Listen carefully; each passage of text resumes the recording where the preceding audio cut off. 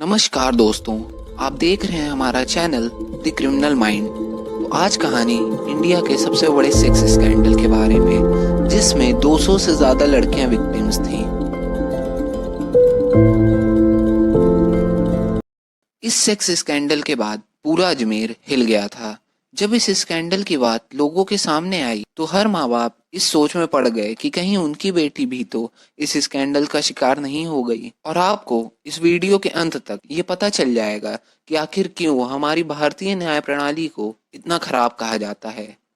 तो बात है 1992 की, जब अजमेर में स्कूल की लड़कियों की न्यूड फोटोज पूरे शहर में सर्कुलेट होने लगती हैं। जब ये खबर अजमेर के नवज्योति अखबार के पास पहुंचती है तो वो फैसला करते हैं कि वो इसकी तहकीकात करेंगे, जिसमें पता चलता है कि ये सब शुरू हुआ 1991 की शुरुआत में, जब अजमेर के एक बहुत ही famous school Sophia girls school की एक लड़की को 3 लोग फारूक, अनवर और नफीस चिश्ती बहला फुसला के अपने फार्म हाउस में ले जाते हैं, जहां पे पहले वो उसके साथ रेप करते हैं, फिर उसकी न्यूड फोटोज क्लिक कर लेते हैं और उसे धमकी देते हैं कि अगर उसने ये सब किसी को भी बताया तो वो उसकी न्यूड फोटोज के पोस्टर पूरे शहर में लगवा देंगे। जिसके बाद वो उस पीड़ित लड़की से कहते हैं कि वो किसी और लड़की को भी उनके फार्म हाउस पर लेकर आए, जिसके बाद वो उस लड़की के साथ भी पहले रेप करते, फिर उसकी न्यूड फोटोज क्लिक कर लेते और फिर उस लड़की को भी धमकाते कि अगर उसने इस बारे में किसी को भी बताया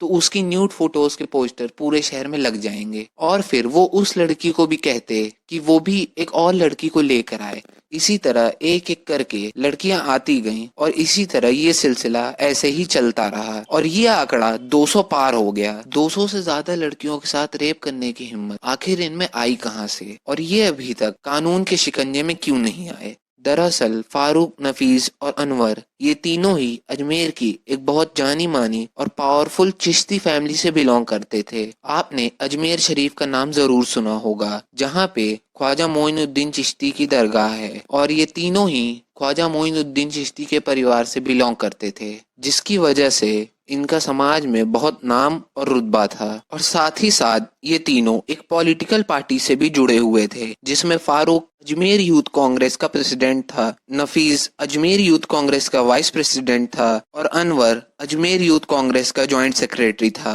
और इन बातों से ये तो साबित हो जाता है कि इन तीनों के पास पब्लिक और पॉलिटिकल सपोर्ट दोनों ही था, जिस वजह से इनकी हिम्मत इतनी बढ़ गई कि इन्होंने 200 से ज्यादा लड़कियों के साथ रेप किया और इसके बावजूद वो अभी तक कानून के शिकंजे में नहीं आए। इन्होंने 200 से ज्यादा लड़कियों के साथ रेप किया और इस बात की खबर अभी तक किसी को नहीं थी। लेकिन कहानी में मोड़ तब आता है जब इन लड़कियों की न्यूड फोटोज पूरे शहर में सर्कुलेट होने लगती हैं, और इसके पीछे की वजह ये थी कि 1990s के दशक में स्मार्टफोन्स नहीं हुआ करते थे। उस वक्त रील वाले कैमरे चलते थे और इन रील से फोटो बनाई जाती थी, जिसके लिए रील्स को स्टूडियो में देना पड़ता था। तो जब ये लोग उन फोटोज को निकलवाते थे तो स्टूडियो का मालिक तो इनकी जान पहचान का होता था, पर उसके नीचे काम कर रहे लोग उन फोटोज में से कुछ फोटोज निकाल लेते थे, जिसके बाद इन लोगों के थ्रू ये फोटोज धीमे धीमे सर्कुलेट होने लगी। अभी तक ये फोटोज सिर्फ नफीस, अनवर और फारूक के पास ही थी, पर अब धीमे धीमे ये न्यूड फोटोज उनके नीचे काम कर रहे लोगों के पास भी पहुंचने लगती हैं, जैसे उनके बावर्ची, ड्राइवर और नौकर तक। जिसके बाद ये सब उन लड़कियों को अपने अपने स्तर पर ब्लैकमेल करना शुरू कर देते हैं, और अगर लड़की मना करती तो वो उसे धमकाते और कहते कि अगर उसने उनकी बात नहीं मानी तो वो उसके न्यूड फोटोज के पोस्टर पूरे शहर में लगवा देंगे। फिर बेचारी लड़की आखिर करे भी क्या, वो अपनी और अपने घर परिवार वालों की इज्जत बचाने के लिए उनकी बात मान लेती है। क्या आप सोच सकते हैं कि जिस लड़की के साथ रोज रेप हो रहा हो, उसे चौतरफा ब्लैकमेल किया जा रहा हो, आखिर वो ये सब कब तक सह पाएगी। और इस चौतरफा ब्लैकमेलिंग की वजह से 6 लड़कियां टूट जाती हैं और अलग अलग वक्त में सुसाइड कर लेती हैं, जिसके बाद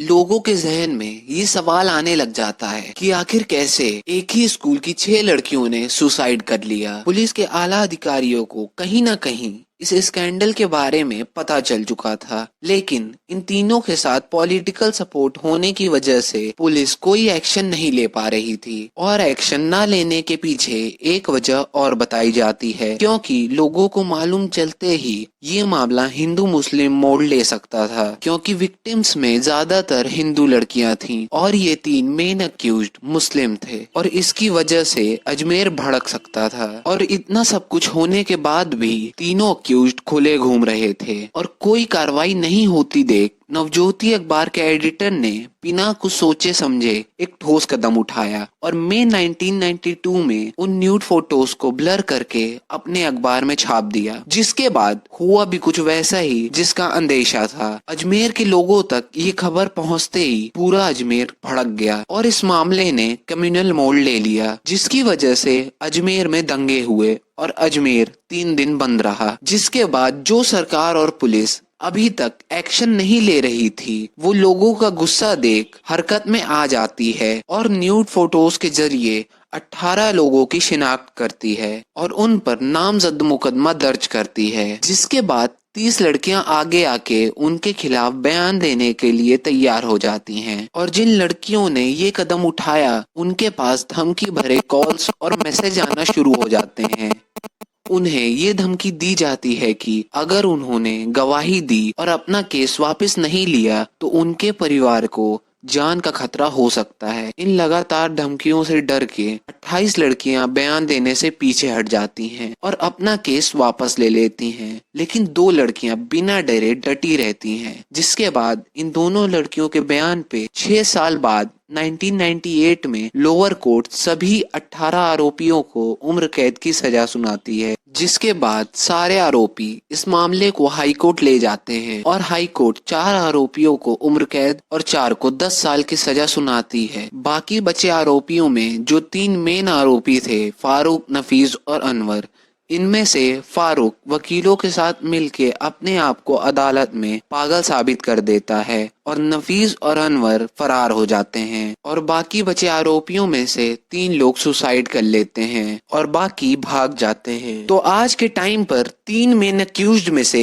कोई भी जेल में नहीं है, जो कि न्याय प्रणाली के लिए बेहद ही शर्मनाक बात है। दोस्तों, इस सेक्स स्कैंडल के बाद लोगों का न्याय प्रणाली और पुलिस पर से भरोसा उठ गया था, क्योंकि पुलिस और प्रशासन ने इस केस को इतनी गंभीरता से नहीं लिया जितनी गंभीरता से लेना चाहिए था। इस केस की सजा को लोगों के सामने एक एग्जाम्पल सेट करना चाहिए था, जो कि नहीं हुआ। ये भी बात कही जाती है कि इस स्कैंडल में नेता, मंत्री और ऑफिसर्स भी शामिल थे, जो कि उन बच्चियों का शोषण करते थे। दोस्तों, इस केस का अजमेर के परिवारों पर इतना बुरा प्रभाव पड़ा कि उनकी लड़कियों से अगर कोई रिश्ता करने जाता तो पहले वो न्यूज़पेपर ऑफिस जाता और पता लगाता कि कहीं वो लड़की भी तो उस सेक्स स्कैंडल का शिकार नहीं हो गई थी, और लोग ये कोशिश करते कि अजमेर की लड़की से रिश्ता ही ना हो। पर हमें दाद देनी होगी नवज्योति अखबार के उस एडिटर को जिसने बिना डरे ये मामला लोगों के सामने लाया। और जब मैं इस वीडियो पर काम कर रहा था तो मुझे बहुत दुख हुआ, क्योंकि इन आरोपियों को जो सजा मिलनी चाहिए थी वो नहीं मिली। आखिर 200 से ज्यादा लड़कियों के साथ रेप हुआ और सजा सिर्फ 8 को, और वो भी उनमें से 4 को सिर्फ 10 साल की। दोस्तों, जब मैं ऐसी वीडियोस पर काम करता हूँ तो मैं कोशिश करता हूँ कि आप तक ज्यादा से ज्यादा जानकारी पहुँचा सकूँ, और अगर आपको ये वीडियो अच्छी लगी हो तो इसे शेयर करें और ऐसी वीडियोस देखने के लिए हमारे चैनल द क्रिमिनल माइंड को सब्सक्राइब करें। और वीडियो देखने के लिए आप सबका बहुत बहुत धन्यवाद।